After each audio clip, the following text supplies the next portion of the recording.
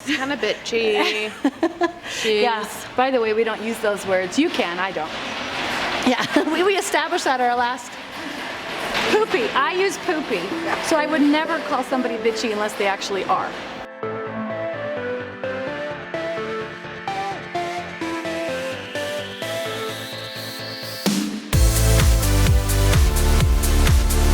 Okay, so I'm excited to come with my new friend Molly. I actually saw her give a short, brief little presentation and I was like, girl, we need to talk. Because we have both buried babies and now everyone's watching is like, yeah, it can be a downer. yeah, but look, we're happy and we're hot and we're amazing, right? And it took time. My daughter's been, she's been gone for 10 years now. Yeah. She'll be turning 11 in April. And I always tell people it took me 4 years of like hard work. But on her birthday, I always kind of use that as an assessment. On her 4th birthday, I was like, it's a habit now. You know, so you talked a lot about connection, and I loved how you took your most terrible poopy thing, that's my swear word of choice, right? And you found this value in connection. So share us a little bit about how you got from worst day ever, connection. I would say my whole perspective changed. I realized how much pain, You think? how much pain and loss and suffering there really is in the world. It's not just stories or other people, but it's Now real. it's you. It's real. Like that thing over there that could never happen Yes. has now.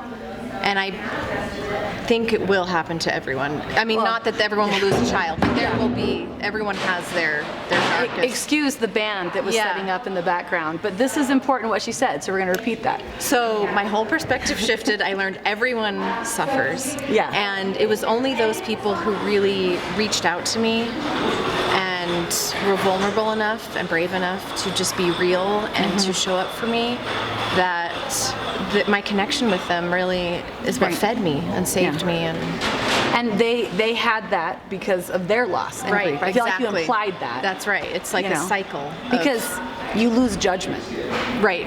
So after my daughter died, well, I was, kind of trying to find people that like related, so I wasn't in this victim mode of this terrible thing that's happened, because you want to be, because it's just so like, right? All And so- consuming. yeah, and Yeah. it's just there every second. And so it's easy to stay there, but I didn't want my kids to be there, and I had to role model not being there, right? Yeah. And they were 4 and 6. And so I was telling this woman, like my friend who started a school in Africa, she was telling me how like 7 out of 10 moms have buried a child under the age of 5, and she goes, In well, Africa? yeah, I mean, Oh. I might have the statistic wrong, right? But it was, some high horrid, percentage, much more than we deal with in, the developed world. And she goes, well, yeah, but they expect it. And I was like, is a mother's heart any different? And I kind of didn't like that person after that. I didn't like them after that. That was poopy. I just was like, how could you distance someone because they're in a different country, or heaven forbid a different color? I mean, there's all kinds of levels of yucky Well, in and just that, because something's right? common doesn't make it less. Just because Right. miscarriages are Amen. common doesn't mean they just aren't because divorce is common, painful or Just, valid. There's no Richter scale for pain.